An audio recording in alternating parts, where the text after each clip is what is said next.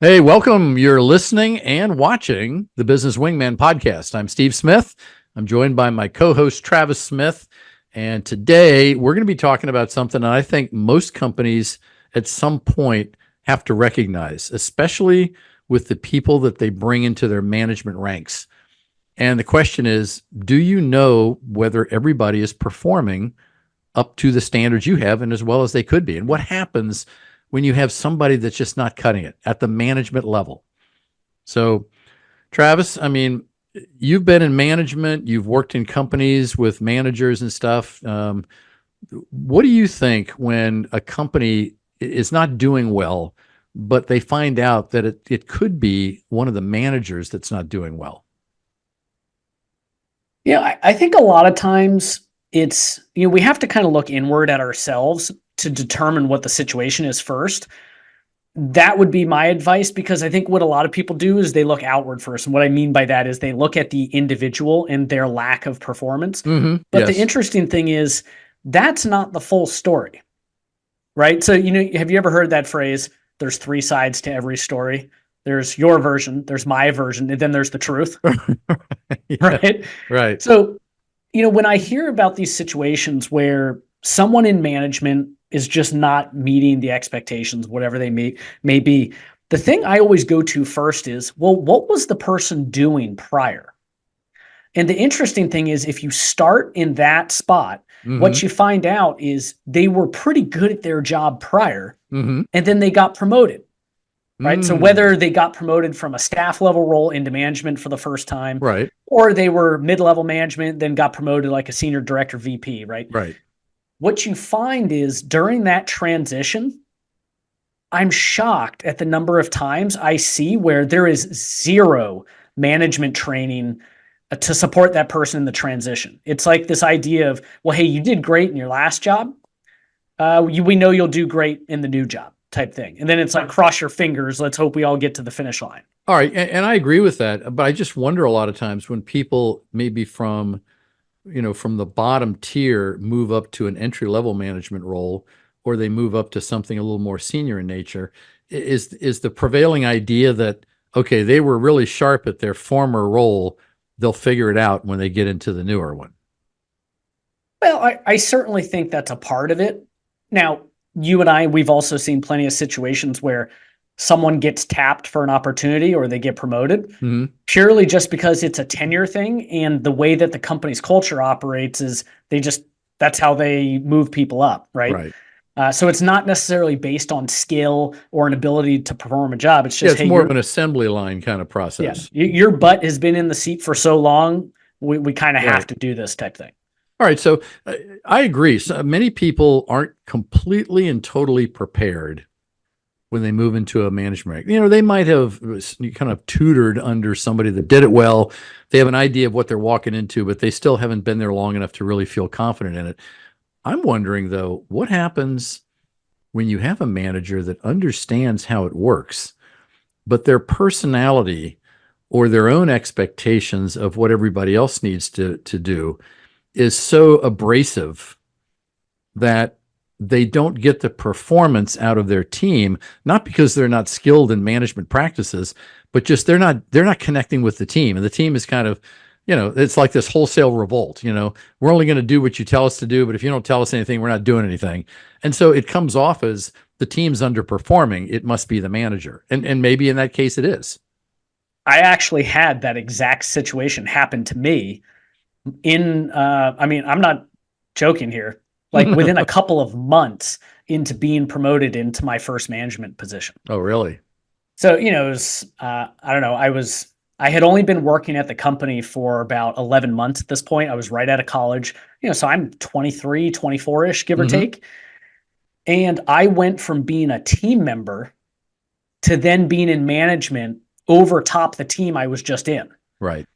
And the transition, I had no help, by the way, in that transition. And I'm Right. certainly not saying that the way that I was operating is the fault of the company, but it would have been really nice if I got to go through some management training during that period. But what ended up happening was maybe a month into the job, the entire team that I had reporting to me, which was 4 or 5 people, pulled me into a closed door room and said, "Hey, basically you were one of us. Now you're acting like a dick." You know? So they did an intervention on you, huh? Oh yeah, it was like a kumbaya in the office. And for what it's worth, it was very well done. Right. They weren't sitting here saying that we're done Right. if you're staying type thing, but it was a big gut check for me.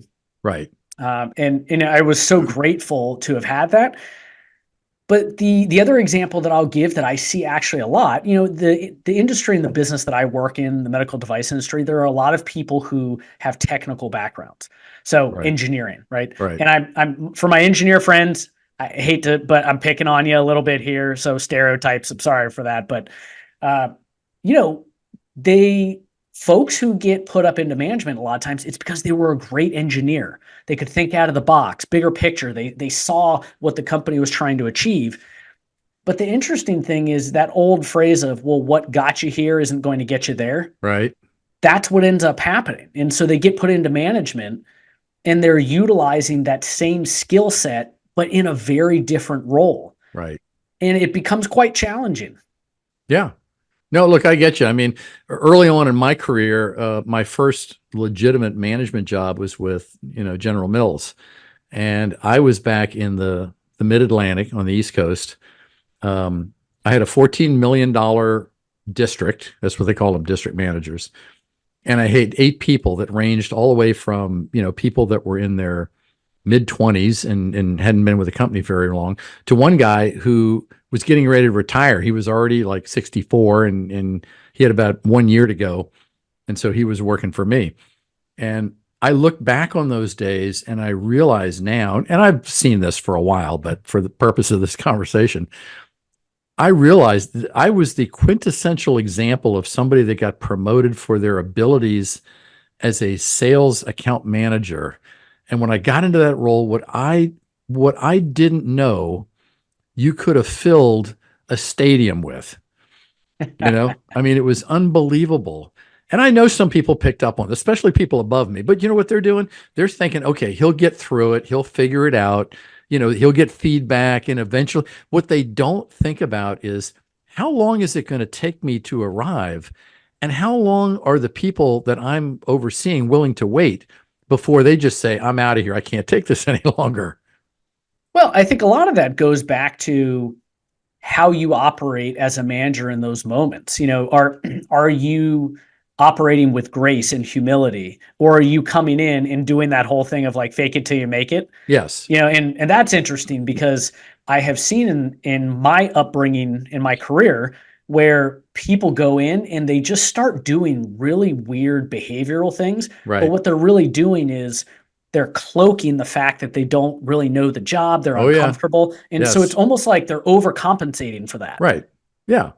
No, actually, I mean that all that kind of stuff happens whether you truly are inexperienced or whether along the way, maybe you're a manager that has come into the company as a manager from another company and you've brought some of your own bad habits with you. Now, nobody has picked up on this yet, but you're using those because maybe you got no feedback from the prior company. So you just figured, okay, if I'm not hearing anything to the contrary, this must work. It's certainly working for me.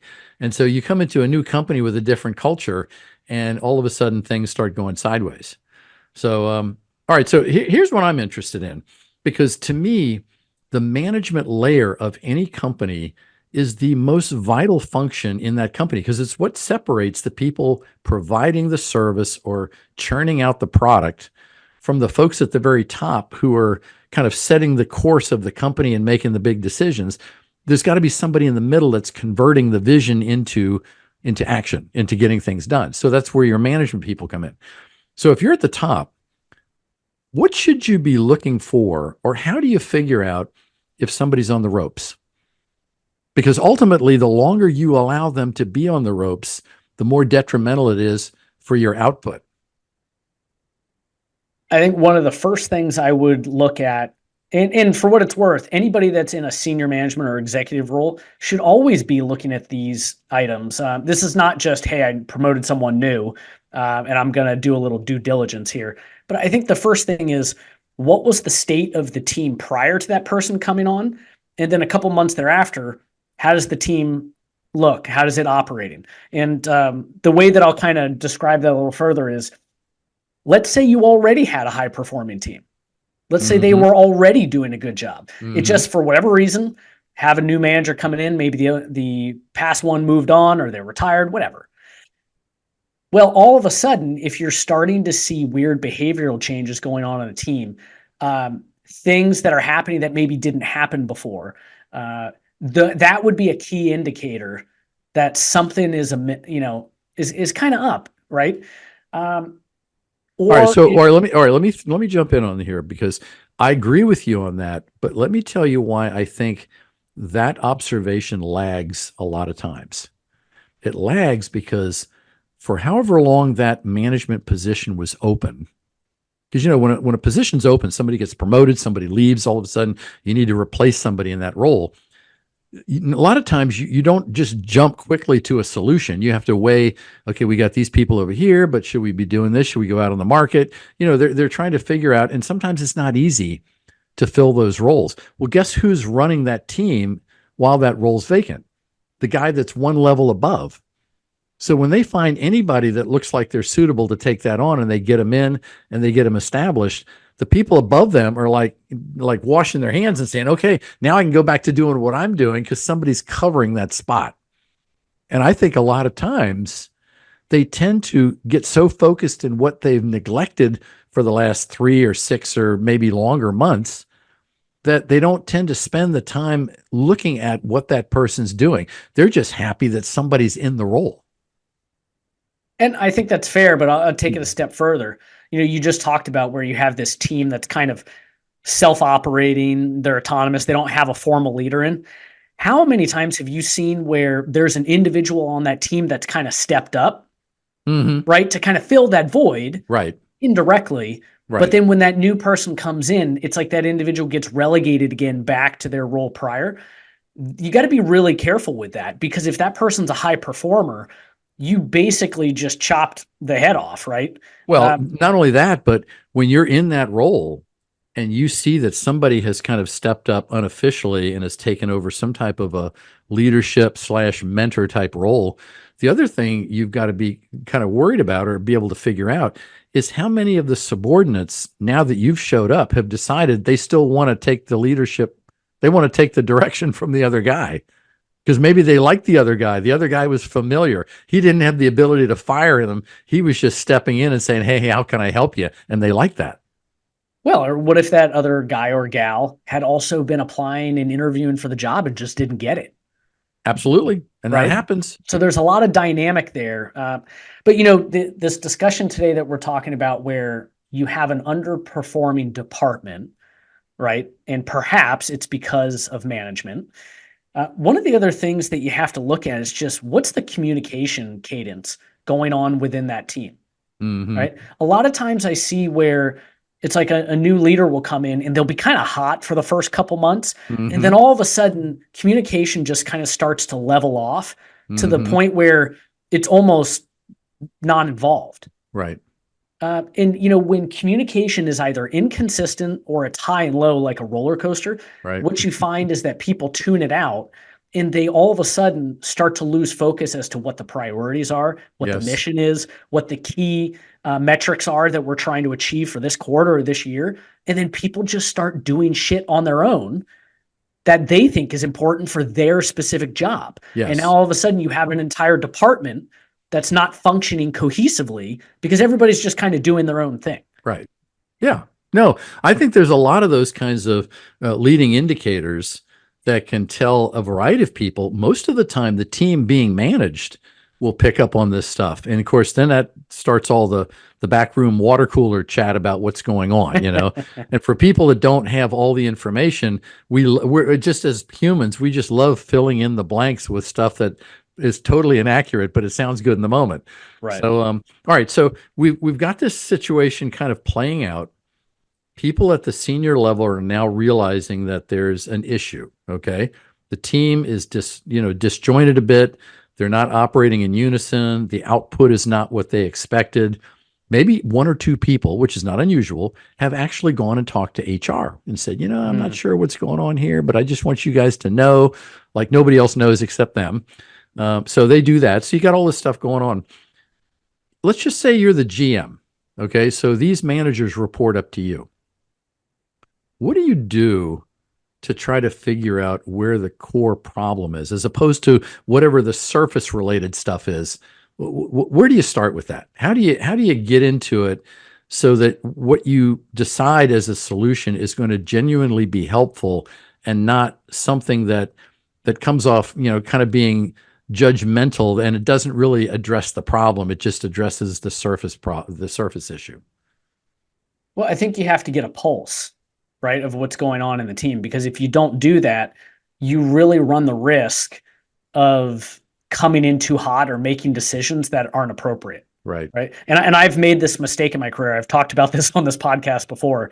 I remember one time in particular where one of my employees was kind of complaining about an experience she was having with another person from another team. Mm-hmm. What I wish I would have done was really spent some time to dive into that, and not just in one conversation, but over maybe 2, 3 conversations. I didn't do that. What I did was went off pretty hot and pulled this other employee into a closed door meeting. And looking back on it, did not handle myself well because I was pretty upset. Right. Well, come to find out, what I was being told by my employee was a little bit more emotionally focused than perhaps Right. logically focused. And so while yes, there were issues, it was nowhere near the gravity that my employee was telling me. And Okay. I'm not saying she was making it up. It's just she was interpreting it really differently than what the bigger situation was. Right. And so I Right. bring that story up because it's so important for executive management to get a good basis of information I on agree. multiple sides before you go in and start kind of levying, edicts and stuff like that. Right. Yeah, no, I think that's totally, because you're right. You can get feedback from a certain number of sources and immediately come to a conclusion and start legislating a solution and realize, just like you said, maybe the rest of the team doesn't see it that way. Maybe just one person is kind of hyper focused on that, and that voice has kind of overshadowed everybody else. So you can really get sidetracked, which then you end up having to come up with a mea culpa because you kind of added to the problem as opposed to Exactly. helping to fix it. Exactly. Right. Now, And what? so one of the ways you could do that is by talking with the manager in charge of that team or that department. You could also talk with other teammates within that department. You Mhm. could also talk with cross-functional management because Yeah. they will see some of that as well. The only caveat to doing all of that is you have to be really careful and very clear as to what your intent is behind these conversations. Yes. Because what you don't want to have happen, you start talking to cross functional management, you start talking to people on the team, and somehow that gets back to your manager. And now you have different problems Right. because that manager may think executive management's going behind their back. And I have seen that play out before, and it's not Right. good. Right. And I agree with you, because if that happens, even if there is a logical solution to fixing the problem, the manager in question is not going to receive it because they think there's something Correct. behind it. They're Yeah. always going to question the intention of why that's brought up. All right. So let me ask you if you've ever witnessed this before. Have you ever seen anything like this play out and come to find out, for whatever reason, the manager in question wasn't aware of some of the things that you're seeing very early on that might be heading for trouble? Uh, yes, I have seen that. It's just not been frequent. And the reason I answer that way is because more often than not, the manager knows there's a problem. Their perspective of what the problem is and what's driving that, that's usually where I see the issue. Okay. Their lens on the situation is not accurate, not appropriate. Mm, It's distilled. I can maybe only think of 1 or 2 times where the person was completely oblivious to what was going on around them. right.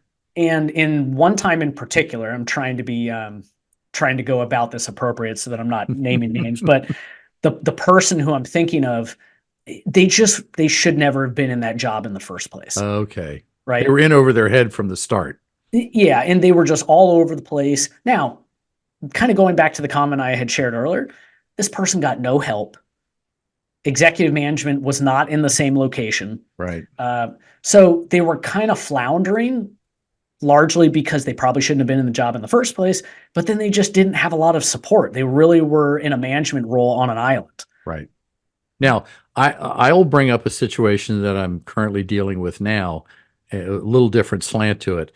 I have a client that's in a very high level role in a nationally based company, and she came with all the credentials and stuff, and she's been in this role for now maybe 18 months, and she has come to the conclusion, which kind of brought us together, that she doesn't know the role as well as she thought she did. She was focused on things that were very detailed and more befitting of people a couple levels below her. But when it comes to operating at her level, setting the direction, expectations, doing things at a higher level and not being in the weeds so much, it's just recently come to light that she really didn't have an understanding of that level role. The title and the money was what drove her.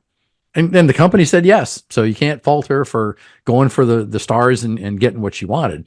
But once she got in the middle of everything that was required, and the fact that the company was being saying, okay, this is your role, you run the ship, you tell us what you need, but we're just going to check in and see how things are going, kind of left her in a situation where once she started to realize she wasn't equipped to handle some of this stuff, she had no place to go. She was like, well, how do I tell them that I don't know how to do this? Well, and I think this is a great part of the discussion because I think that happens with a lot of people. Right. And then you get in this situation where if you speak up, depending on the class of management that you have and how these people operate and their Right. behaviors, that could be a CLM. Yeah. If you speak up and admit that you don't know what you're doing, there are some company cultures out there that it's like, well, okay, you just got the short stick. In about 3 to 6 months, you're going to be out of that job. Right. Well, it goes back Whereas, to what you were saying before, this whole concept, which kind of I think got its roots in more of the entrepreneurial small business world of faking it till you make it, right? At some point, you do that long enough and you realize I'm still faking it. yeah. Now we have a real problem. So I'm guessing here. So I think I need to admit that. But when I hear that phrase, fake it till you make it, my takeaway of that is you're not faking the entire freaking job, right? No. If there's 4 or 5 main components of your job that you're really focused on, that you're held Mm-hmm. accountable to, uh, one of those components, maybe 2, all right, you're kind of a beginner, you don't have a lot of experience in. This is something you're going Right. to have to grow into, but not all 5. No, and really that whole phrase is rooted in the idea that if you're starting a business, usually the things that people don't have in those early stages is they don't have the confidence and they don't speak with enough authority to where people believe that they're capable of doing what they're in business to do. So when you fake it till you make it, you come up with the confidence, you well it up, you do whatever you got to do, and you lead with authority in hopes that at some point people now buy into you as the professional they think you are, and they do business and you build it from there. But you could still take that into the management, side of life. Because most people that don't manage well, even though they have the skill set and the technical knowledge and maybe the intellectual aptitude, is because deep down inside, they don't have the confidence to pull it off. And sometimes, as we're talking about this topic of, how do you turn around somebody in management that perhaps is not doing as well as they should? Mm-hmm. Sometimes it just takes a little bit of a caring hand from somebody in executive Right. management to just say, I believe in you, and find opportunities to praise that person. Right. Because with a little bit of that dose, it's amazing how people can turn around and just their whole outlook on things, even if they don't know what they're doing in certain areas. You'll find that with a little bit of praise and recognition and support, Mm-hmm. that people will go out of their way to start learning without even Right. being told. Yes. Right. So when I think about this idea of like, how do you turn somebody around?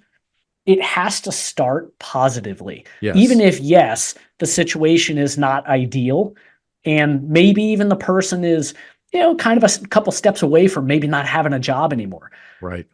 I want to believe most people are not going to respond well when executive management or the person above them is basically just screaming down their throat, get this freaking done or else. That Right. or else thing, most people, they either just shut down or it becomes a, hey, F you type thing. I'm out of here Right. as soon as I can find another job. All right. So this is completely off the grid. So just work with me here for a minute. I don't know if you've heard this before, but there is a behavioral phenomenon in in the world of livestock, especially with chickens, I can't that wait to hear where you're going with this. if a chicken develops a blood spot, kind of like on its head or something like that, there's an innate signal to the rest of the flock that there's something wrong with that chicken, and they will actually go after that chicken in an effort to kill it and distinguish the threat. Wait, what? That happens. You can look that up. It's a really odd occurrence that will take place in a flock of birds. Okay. But I think a lot of that happens psychologically in business, where if all of a sudden you find somebody in an important role and they're showing signs of weakness or failure or things like that, everybody else starts to look at them differently. They start to look at them as less than, or Mm-hmm. oh my gosh, this person may not make it, so we need to distance ourselves from them so we don't end up getting sucked down the hole ourselves. So I think we as humans tend to do the same thing, which to your point, if you're above that person and you recognize that the reason we hired them because they had really good skills and experience that this company needs, your obligation as that leader is to be able to sit down with that person and help them develop a much more positive, healthy attitude of what they need to overcome, as opposed to just contributing to the pecking process until they just completely give up and go away. Well, I was listening to Simon Sinek the other day, and when you're referencing kind of training and whatnot, it's this idea that we're going to send management to training, whatever that may be, for a week, 2 to 3 days, and Mm-hmm. then it's like, hey, clap, clap, good on us, we did our job. That's not an effective way to develop good management, good leaders. It has to be a consistent activity, consistent behavior. Uh, doesn't necessarily need to be weekly, but it also can't just be the one seminar a year. Oh And then no, and totally. then you have expectations that these people are performing. Right. You know, Right. I mean, look, training, it doesn't matter how long it is or the depth of it. Training is purely the start. It's exposing people to best practices, new techniques, things that not, that may be important to them that they can place into their daily job. But you're right. That's the starting point. At that point, it's the practice, it's the review, it's the feedback, it's the tweaking along the way that eventually gets you to evolve into somebody who's truly effective. So I agree with that. But like you said earlier on, some companies they pay short shrift to training. They don't do any real bona fide training. They don't have any on the job type stuff. We've talked a lot in past episodes about the value of mentoring. yeah. And I still find companies that I talk to when I mention it, it's like, oh my God, that's a great idea. Well, mentoring's been around forever, you know, but many people just don't see the practical application of doing that for the betterment of keeping people from starting to leak off the trail and get into the danger area. Well, but I think the bigger thing about people who choose to seek a mentor is they, at least from what I've seen, is they're doing it proactively. Right. They know that they're going to need help. They're taking Look, ownership. Right. yeah, the, having a mentor at any point in your career at any time is always going to be a good thing. Mm-hmm. Couple things though to note as it relates to the kind of just mentor programs and mentor relationships in general.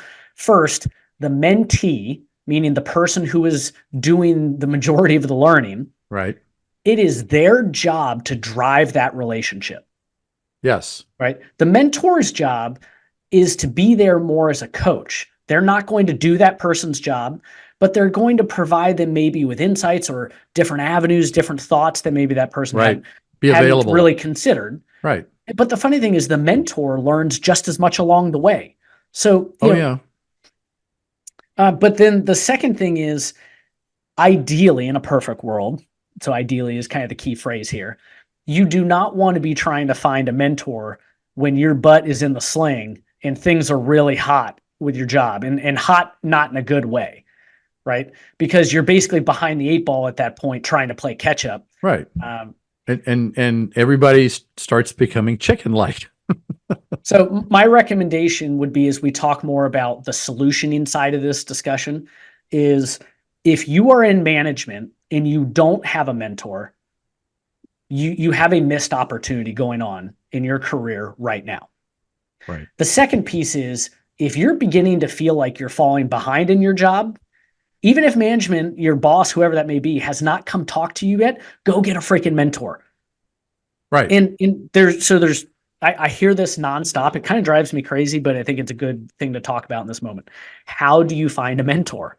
I've had people ask that question of me, people who have been in their careers for 15, 20 years. So first, there's a website. It's called micromentor.org. It's a nonprofit. I have found a mentor through this website. I would highly recommend you go check that out. It's free. But then the second piece is, if you don't want to use that website, it's just a matter of finding somebody outside of your company that perhaps does what you do, just at a higher level. Right. Right. Yes. And then simply just asking. And the funny thing is, I think most people, when they have had moments where someone else has come to them and said, "Hey, I'm looking for a mentor. Would you be open to that? I really respect and appreciate the way blah, blah, blah." Right. Well, the last company I was with, although it was unpublished, there were a lot of mentor relationships that were taking place. The one interesting thing about it was the mentee, the person that was seeking out the advice and the counsel, always ended up having a mentor that was in a completely different division. So you still had a fundamental understanding of the company and how they operated and things, but it wasn't a direct line mentorship. You know, you might have been in sales and the person that you regularly tapped into was somebody over in production, you know, or somebody in logistics or something like that. And I think they did that because it was easier to have the conversations without feeling like you were exposing yourself to somebody who was upline of you. Yeah. So I have a hard time with that. I very much appreciate how that could give somebody better perspective on their company from a big picture, especially if you're working with someone cross-functionally that, well, maybe not even cross-functionally, maybe you just would never interact with that person. Mm-hmm. Right. But that being said, and maybe it's just my tin hat nature, I don't know if I would ever want to seek out a mentor within the same organization I'm working in, for the primary reason that I just don't know if I would ever feel totally comfortable being open about what my situation is.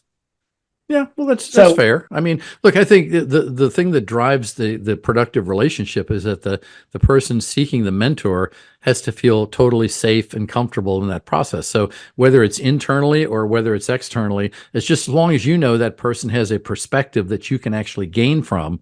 I think that's what ultimately makes it work. and I agree with that.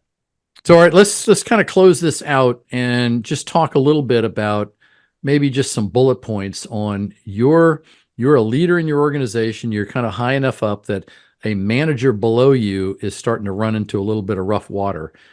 You know, let's just do a little rapid fire here. What do you suggest they do? What would you tell them to put them on the right path to eventually help turn that person around and get them back on track? I think first and foremost, you got to get educated. Try to get as much detail as you can from as many different angles and sources as you can in the right and appropriate manner.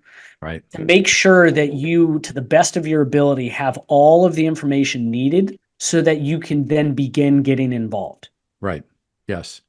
And I would add right after that, when the first time you meet with that manager, presumably, I say this because if it's not this way, then you're kind of in trouble right off the bat. Presumably, you have the kind of relationship with your manager that you can sit them down and have this kind of Dutch uncle talk where you say, "Look, we know things aren't going. Hey, Google that too. There's a whole philosophy behind that."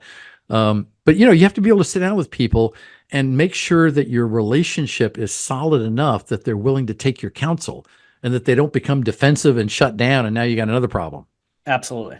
So, And I think a part of that in that conversation, as well as moving forward, is making sure that you're not just hitting the person over the head with the things that they're doing wrong. right. right? Yes. Finding opportunities. Like we have joked around here at the office that catch somebody doing something right Yes. and then reward them for it, praise Right. them for it. Right. And like the phrase, I Let them certainly know that did. they have value to the Yeah. organization. Right. Yeah. Absolutely. So, the phrase I certainly didn't come up with this is don't be stingy with praise, Mm. right? So it's kind of like the sandwich idea, the hamburger sandwich idea, which is it's like, you got the bun, then you got the meat in the middle. Mm-hmm. The buns on either side should be your praise. Mm. The meat in the middle, which you could argue is perhaps one of the smaller parts of the sandwich, is the feedback you inevitably need to give to all people in management. Okay. So what role does the cheese play? Well, the cheese is just tasty. I mean, you got to have it in there. All right, folks, listen, I'm going to bring this to a close. We hopefully you got some really good insight and now are really taking a little bit of a different view on looking at your managers to make sure that they're operating to the best of their ability and and they know where they stand. And if that's not the case, you really need to start kind of pecking around that to make sure that they're doing their best work and it's proving out in terms of how the team operates, because how the team operates is really the only thing you need to measure. But you need to be aware of that. And you need to address it early enough so you can help course correct and keep that manager as a valuable asset to the company. So hopefully you got something out of this episode that will help you start that process. As always, we're going to be, our episodes come out every Tuesday at 4 p.m. So stay tuned. Regardless of what platform you're listening to podcasts on, if you just type in Business Wingmen, you'll come right to our page. If you like this stuff, hit the subscribe button and you'll get notification on all the new episodes that come up. So thanks for joining us today. Travis, thanks. This was a great topic. Glad you brought it up. And we'll see you guys in a week. Take care.